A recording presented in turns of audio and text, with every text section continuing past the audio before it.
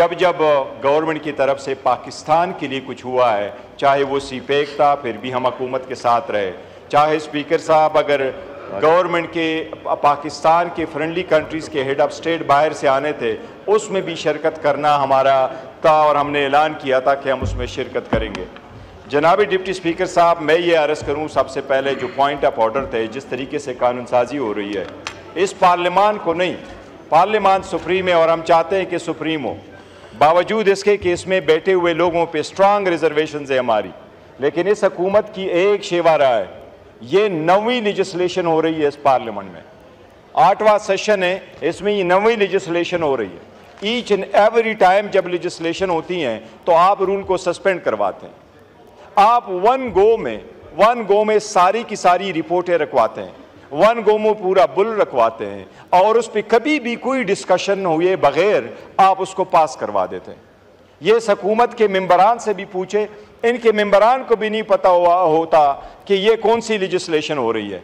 जनाब स्पीकर, ये जो लेजिस्लेशन हो रही है ये न सिर्फ रूल्स के ख़िलाफ़ है और न सिर्फ ये कानून के ख़िलाफ़ है, बल्कि ये सरीहन आईन के ख़िलाफ़ कानून साजी हो रही है।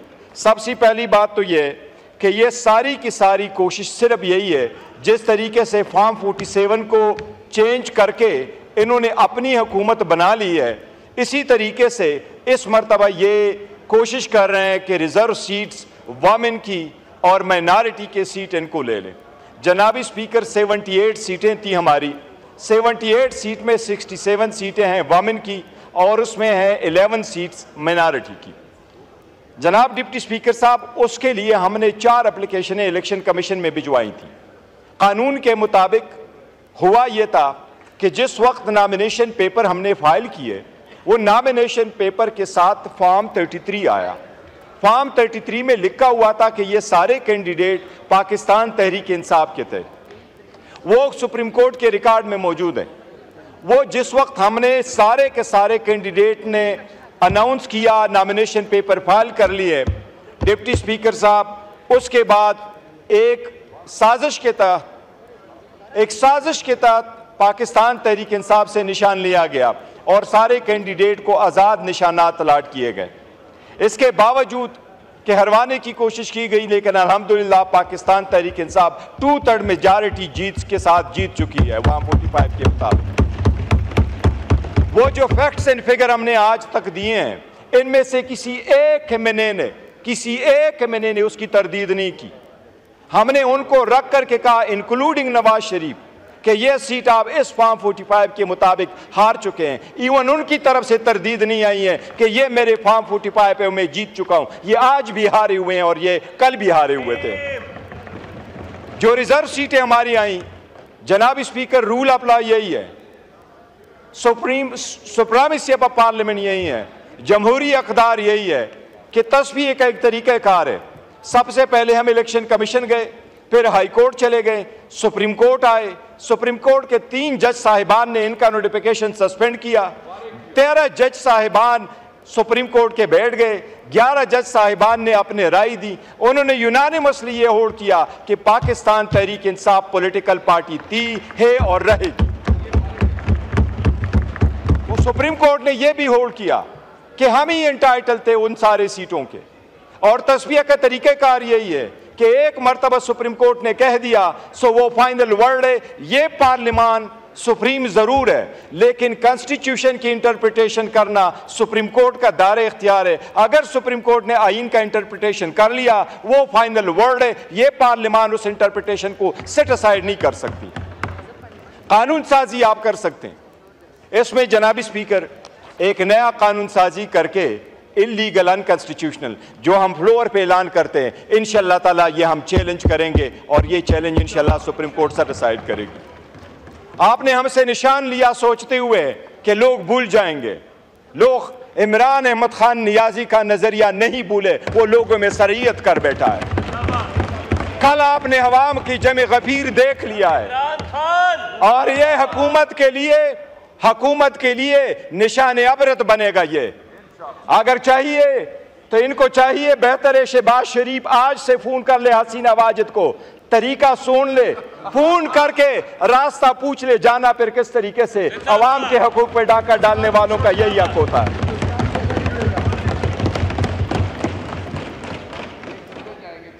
जद्दे जाएंगे। जनाब स्पीकर, आप कानून साजी कर रहे हैं, इब्तिदा इसकी ये है कि ये शुरू होगा 2017 से। इसको आप रेट्रोस्पेक्टिव देते हैं, रेट्रोस्पेक्टिव इफेक्ट आप देते हैं कि ये इम्पैक्ट होगा 2017 से, और आप सुप्रीम कोर्ट की जजमेंट और डिक्री को सेट असाइड करने की कोशिश कर रहे हैं इस ऑर्डर के थ्रू। ये औरतें और माइनॉरिटी हमारा हक है। इसमें 3 चीजें उन्होंने रखी है कि डिक्लेरेशन अगर किसी ने दी है, जनाब स्पीकर इतने उजलत में इन्होंने ये अमेंडमेंट पास कर दी है, आप दोनों साथ रखे, आपका वजीर कानून यहां बैठा हुआ है, इन दोनों चीजों में जनाब स्पीकर आपकी तवज्जो मबजूल कराऊंगा। सिर्फ इनसे पूछ ले कि आपकी वर्डिंग में भी गलती है। ये वर्डिंग आपने कैसे रखी है? ये वर्डिंग में आपने 2 प्रोवाइजो डाले कि 1 प्रोवाइजो डाला है। अपने आईन को देखे, ये किसके कहने पे आप कर रहे हैं कानून साजी? ये आपका 1 प्रोवाइजो है कि 2? आईन का आर्टिकल 51 कहता है हर इंडिपेंडेंट कैंडिडेट के पास 3 दिन का टाइम है, जिस पॉलिटिकल पार्टी को ज्वाइन करना चाहे वो कर दे। आपने इस्लाम में लिखा कि आइंदा कोई वो नहीं ज्वाइन कर सकता। क्या आप कॉन्स्टिट्यूशन को सुपरसीड कर सकते हैं थ्रू लेजिस्लेशन? ये आपने इस एक्ट में करवाया, आप इस एक्ट में ये करवा रहे हैं। आपने अमेंडमेंट ये करवाई, फिर दूसरी अमेंडमेंट ये करवा रहे हैं। इरिवर्सिबल लिखा हुआ था पहले, अभी आपने इसमें रखा इरिवर्स भी लिखा कि नॉट बी सब्स्टिट्यूटेड और विड्रॉन। आपने काश सुप्रीम कोर्ट की जजमेंट का ऑर्डर पढ़ चुके होते तो कभी यह लेजिस्लेशन ना करते। उन्होंने 2 अलग अलग लॉ डिक्लेयर किए थे। एक लॉ डिक्लेयर किया पॉलिटिकल पार्टीज का और दूसरा डिक्लेयर किया कैंडिडेट्स का। उनका आर्टिकल 17 है, वो जिस पार्टी को ज्वाइन करना चाहे उनका राइट है, उस पर कहाँ की कतगन आप लगा सकते हैं? ये सारी गैर आईनी और गैर कानूनी और रूल्स के अगेंस्ट लेजिस्लेशन है, हम इसकी मजम्मत करते हैं। जनाब स्पीकर, आपकी आईनी जिम्मेदारी है, आप कानून साजी की इजाज़त देते हैं। क्या कोई बंदा फ्लोर ऑफ द हाउस पे कोई एमएनए मांगे, क्या उसका ये राइट है कि ऐसे लेजिस्लेशन के बिल प्रेजेंट करे जो आईन से मुतसादम हो? क्या एक दिन में आपने इसको पार्लिमानी पार्ट कमेटी में भेजा? क्या ये बिल आपने लॉ एंड जस्टिस कमेटी को भेजा है? आपने लॉ एंड जस्टिस कमेटी को नहीं भेजा। आपने इतनी उजलत किस बात की है? आपने वो अमेंडमेंट यहां से शेयर की।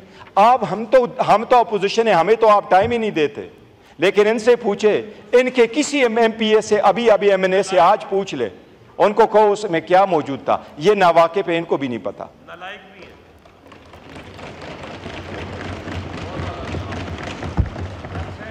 जनाब स्पीकर, सुप्रीम कोर्ट के हर डिसीजन को आप सेट असाइड करवा रहे हैं। ये सुप्रीम कोर्ट पे हमला करने वाले हैं। सुप्रीम कोर्ट के फाइनल डिसीजन आने के लिए तस्वीर का तरीक़ाकार ये होता है, ईवान उसको सेट असाइड नहीं करती, उसको ऑनर करती है। फैसले ऑनर किए जाते हैं, इम्प्लीमेंट किए जाते हैं। एक फाइनल वर्ड होता है जिस पे लोग लब्बे कह के कहते हैं कि अब तस्वीर हल हो गया, वो जिसके फेवर में हो। हम इसकी बहुत शदीद मजम्मत करते हैं, ऐलान करते हैं कि इसको हम सुप्रीम कोर्ट में चैलेंज करेंगे। जनाब स्पीकर, आपके नोटिस में एक चीज़ दोबारा गोश गुजार कराऊँ। हर रोज़ हमने कहा है, आज दोबारा आपके नोटिस में लेके आ रहे हैं। इतनी हिम्मत वाकई नहीं है। हम बारहा ये इस पार्लियामान में कह चुके हैं कि जनाब स्पीकर, अगर आप पॉलिटिकल पार्टी को पॉलिटिकल स्पेस नहीं देंगे, पॉलिटिकल पार्टी को आप पॉलिटिकल स्पेस नहीं देंगे, तो ये स्पेस आपका कोई और लेगा और आपका नतीजा भी हसीना वाजिद जैसा ही होगा। जनाब स्पीकर, इस पे मैंने वज़ीर आज़म की तवज्जो मबजूल करवा ली थी। वज़ीर आज़म ने यहाँ अंडरटेकिंग का कहा था और साथ ही ये कह दिया था वज़ीर आज़म साहब ने कि मैं उसको स्पीकर साहब के सामने लेके आऊँगा, इनफोर्स डिसअपीयरेंसेस। जनाब स्पीकर साहब, आपसे हमारी ये तवक्को है, आप कस्टोडियन ऑफ द हाउस है, आप चेयर हैं, हम हमेशा आपका रिगार्ड करते हैं, आपको ज़्यादा प्रोटेक्ट और डिफेंड करने की कोशिश करते हैं। हम आपसे मुतालबा करते हैं कि जितने भी हमारे इन्फोर्स डिसअपीयरेंस है इस पार्लियामान में, हमारे कल एक भाई की शहादत की डेथ हुई है, मुमताज़ मुस्तफ़ा साहब। इस पूरे हाउस को हमेशा से ये दुख रहेगा, वो अपने घर में नहीं मर सका। वो घर जाना चाह रहा था लेकिन इस बर्बरियत की वजह से घर नहीं जा सका। आपको आवाज देना होगा। आपके नोटिस में हम लेके आए थे, आपने गाउन पहना हुआ है। इस ईवान में गाउन पहने के वक्त आपने इस ईवान पे इस आईन का हलफ उठाया था। हम हमेशा आपको हलफ याद कराते हैं जनाब स्पीकर, आपको हलफ याद कराते हैं। ये हलफ हम आपको याद कराते हैं जनाब स्पीकर। आप हमारे इतनी स्पीकर है जितना इनके स्पीकर है, आप यूनाइटेड स्पीकर हैं। हम आपको ये हलफ याद कराते हैं, हमारे मेंबर की डेथ यहां क्यों हुई, वो अपने घर क्यों नहीं जा सका। अरेस्ट, सिर्फ अरेस्ट नहीं, उनको डिसअपेयरेंसेस की जनाब स्पीकर हम आपसे मुतालबा करते हैं, काइंडली इस रूल्स के मुताबिक, इन रूल्स के मुताबिक आप पार्लियामेंट्री स्पेशल कमेटी बना लें कि वो कमेटी एक्सक्लूसिवली हमारे पार्लियामेंटेरियन के साथ जो ज़्यादतियाँ हुई हैं और जो डिसअपियर हुए हैं उनको एक्सक्लूसिवली वो कमेटी देख ले। हम आपसे मुतालबा करते हैं स्पेशल पार्लियामेंट्री पार्टी बनाना रूल्स में आपका इख्तियार है। ये रूल्स में लिखा हुआ है जनाब स्पीकर, रूल 186 में लिखा हुआ है जनाब स्पीकर। हम आपसे पुरजोर मुतालबा करते हैं अपोजिशन कि आप ये स्पेशल कमेटी बना लें। स्पेशल कमेटी बना करके उसमें सिर्फ पार्लियामेंटेरियन के इनफोर्स डिसअपियरेंस के केसेस भेजे। कल हाई कोर्ट में जो मैंने स्टेटमेंट यहां वजीर आजम को खिताब में जो मैंने कहा था, कल हाई कोर्ट के जज ने वो पूरा ट्रांसक्रिप्ट पढ़ा है।